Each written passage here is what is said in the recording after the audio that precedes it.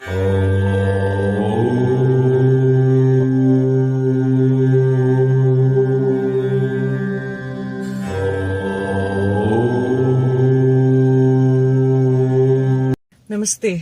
Jai Shivai.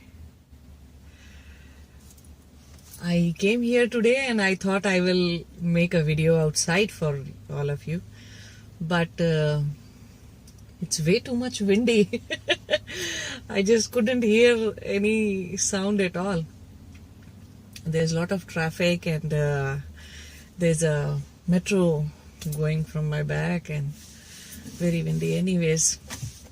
So I thought let me just do it while I'm inside.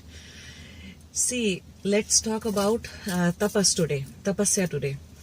I get a lot of questions from all the people who are in the worldly life, who are married, have family, friends and kids at home, and they are working hard. They are single bread earner in their house, and then at the same time they think about walking their spiritual journey, which I really understand that how problematic it can be, and not just problematic actually, how difficult it is to find time to do these things. Still a lot of you just want to do it. I'm very happy to know that kind of sincerity and that kind of commitment is really commendable. So let's talk about few things how you can do it. See, for those who are the beginners and they want to do something, they want to start tapasya, it's not that you just go to retire to Himalayas and you go to Himalayas or some mountains and then you can do the tapasya. And it is not true that only those who have been to Himalayas or those who have done the tapasya only on Himalayas are the self-realized ones or the enlightened ones. That's not true either, right? My Guru Lahiri Mahasya, he attained while he was living a worldly life. So did so many others, and I attained while I was living a worldly life. So it's not a question of the worldly life and anything else. It's all about how committed, how sincere you are in your efforts and in your desire to really figure out what the truth is, to reach that ultimate truth. So first and the foremost important thing is the control on your senses. This I am telling from the point of view of those people who are still, in whom the vairagya has not yet taken deep roots, and they still find that sometimes they become vairagi and they suddenly find themselves like aloof and alienated from the world, but sometimes they are fully involved in the world and they are very happy about it. So vairagya or the renunciation is on and off in them. So I'm talking from that point of view. In those whom the vairagya has already taken place, these things do not matter much. But in those in whom it has not taken deep roots yet, so the first thing is the control of your senses. How do you go about controlling your senses? So you see, in India we are taught, and in a lot of the religion, and a lot of people do fasting. So what is known by fasting? Fasting is about restricting yourself to eat food and delicacies that you may prefer. You may do fasting for a day or two, or sometimes like from tomorrow Navratri is about to start and people do 9 days of fasting, 8 days of fasting. So that is another way of doing it. So first thing to understand is that tapasya should be done regularly at regular intervals, but it can be as short as of 1 day. So you can decide like 1 day in a week. Maybe it's a Thursday or it's a Saturday, Sunday, any day that you prefer. So I'll take 1 day in a week, I'll do tapas. What kind of tapas will you do? Two important things to control. Two very important things. One is your talking. I know. A lot of people have no distance between themselves and the mind or the ego or the personality that goes on talking non-stop.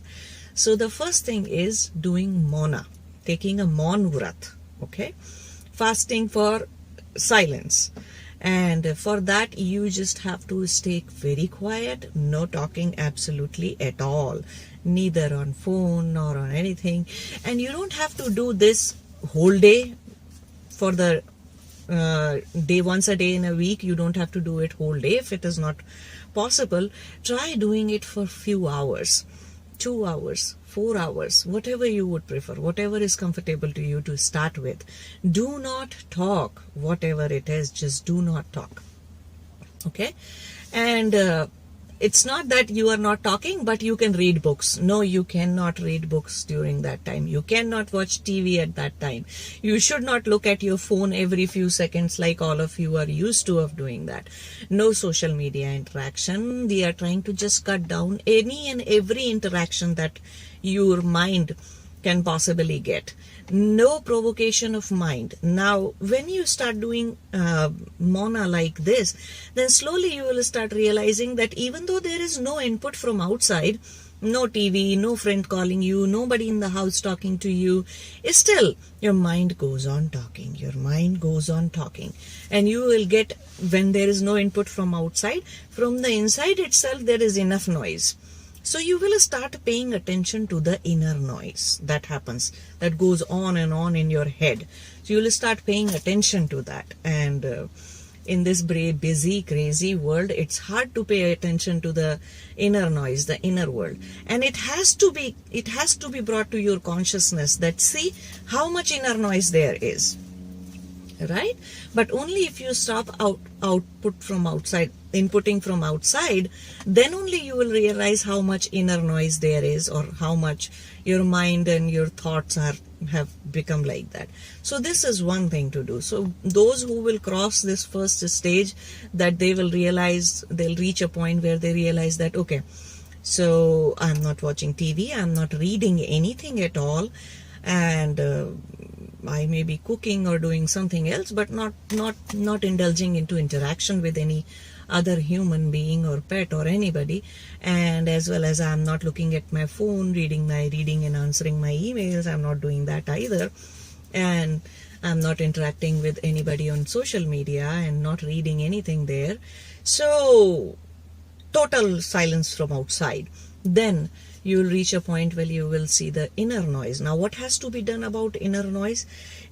Second step of that Maun Vrat, that silence, is that you start focusing on your breath. Yes. When you cut down on everything that is external to you, and inner noise becomes to the forward, inner noise becomes loud enough that you realize that it's just going on and on and on, and your mind is not stopping at all from firing thoughts one after the other. So then you have to focus on your breath. You can do pranayama during that time. Start doing anulom vilom as a pranayama. Start doing some mudra, some kriya, as in kriya yoga. So start doing all these things, and then during that Mona period, so it could be 2 hours, 4 hours, whatever time period it is. And you can see that only breath, when you balance the breath, the mental chatter goes down. You will reach that point. That there you will start understanding, and you will have a hard time controlling your breath, directing your breath, doing pranayama. It won't be easy.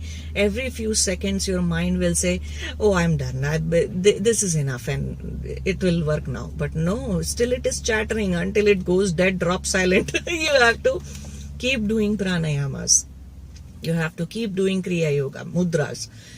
So this is one way of doing tapas once a week.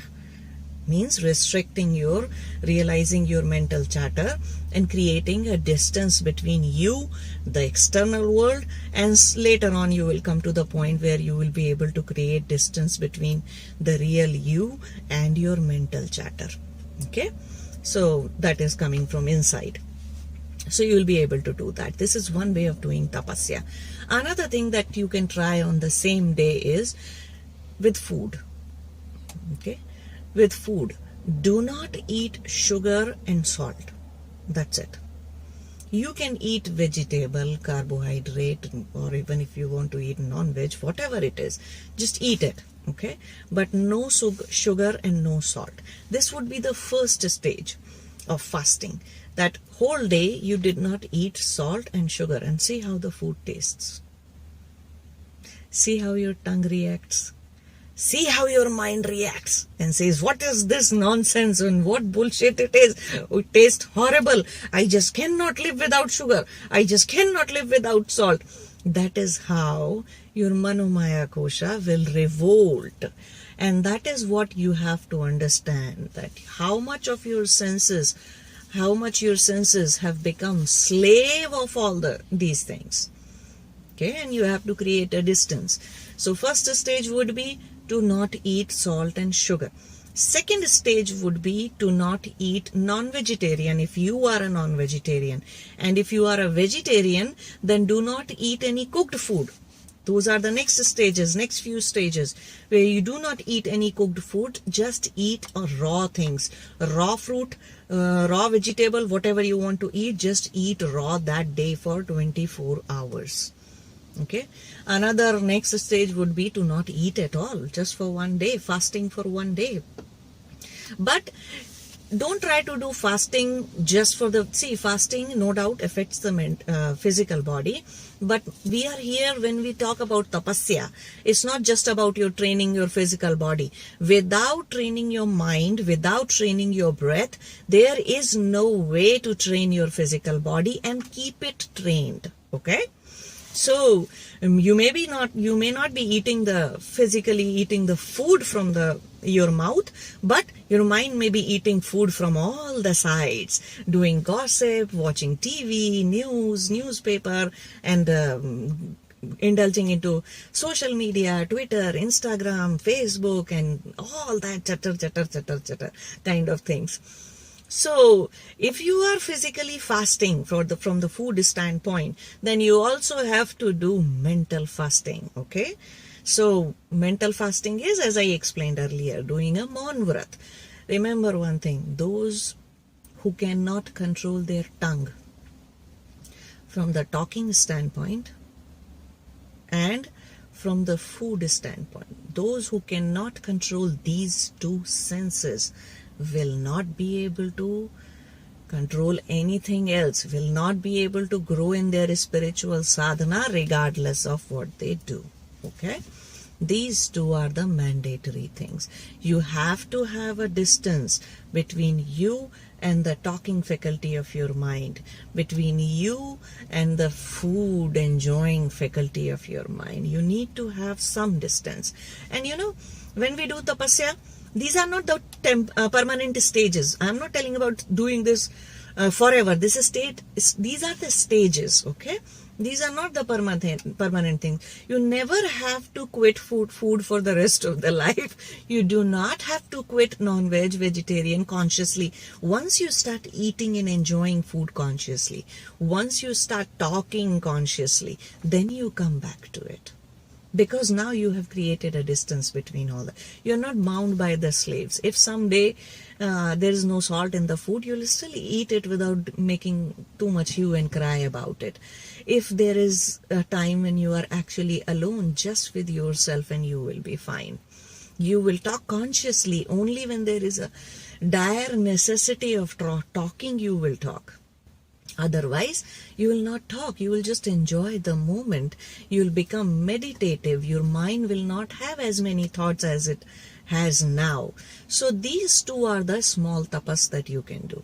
So these are once a week. If you want to do it twice a week, slowly you can increase it to twice a week. And then you can do something like, 7 days in 3 months. Once in 3 months, you can go for 7 days of tapas. For food, for different kind of things, and for especially for Maun Vrat, for talking and mental chatter, for doing Kriya Yoga, Pranayamas, Asanas, and meditating, trying to meditate, and all these things you can do. 7 days every 3 months. Slowly you can come down to 20 days, 21 days in 6 months of period. Just do continuously for 21 days or 10 days maybe to try to start with. Start with slow and easy targets. Do not create a mountain hill target for you, which seems like impossible to climb, and then later on you get discouraged. So don't do that kind of a thing. Another thing you do not have to do is, if you are sick or if you are on any medication, okay, then you have to follow what your doctor has advised you. Okay, if you have to eat food because you have to take medication, then be mindful. Tapasya doesn't mean killing you right away, killing yourself right away.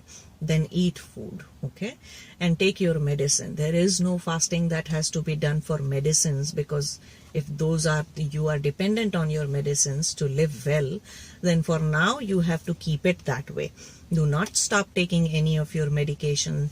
Do not do this food kind of a tapas. You can do Maun kind of tapas, okay? Just be Maun.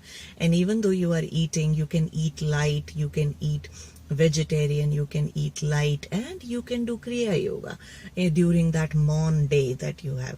And I don't think so the treatment for any disease says go on talking a lot. Okay, or do not stop your mental chatter. There are no treatments like that. So that anyways you can do, and anybody can do. Even though you are on medicines, you cannot do a food fasting. You can always do Maun, silence. You can always go into silence for a few hours, for a day, for 2 days. And it's not that if you are on silence and somebody, your child or somebody in the house comes and talk to you, don't become too angry initially. They give them time to, understand what you are doing, why you are doing it, and what you are trying to achieve. So give them some time to understand. And if they come and talk to you, then try to write it down for them. Give them in writing. Or if you just have to say one sentence, don't think that, oh, my tapasya is all gone and my tapasya is broken. No, you can be very much silent from the next very moment. Just saying one sentence or two sentences, if there is a dire necessity and somebody has asked you something, giving an answer is very important to you. As a parent, as a husband, or as a wife, it is very important for you to just talk about it right now. When they have come and talked to you about something important, then do not hold yourself back. You can again start it, okay? Just do not see. I understand making rules is very important when you are doing your tapasya, but be human. Okay, be human. Do not cross those boundaries. Don't try to become something else, or as if some crime has happened. If somebody has disturbed your sadhana for a second or for a moment, there is nothing wrong about it. You have as many moments as you want to walk your spiritual journey. You have the entire time of this world, so many lives you can walk it to, and so do not go crazy about it. Do not be mindful about getting angry also at that time, becoming frustrated at that time. Be mindful about all your emotions as well when you go for silence mana. So these are some of the small tapasyas and tapas that you can do as while living in the world and while being in your sansara, in between your family, in between your people. And I hope you all get successful in that. If you need any guidance, you can go to your guru. If you do not have a guru, you can write to us, you can contact us, and we'll try to help you out. Okay? Hope you understand that and have a successful journey, successful tapasya. Bless you all. Namaste. Jai Shivaya.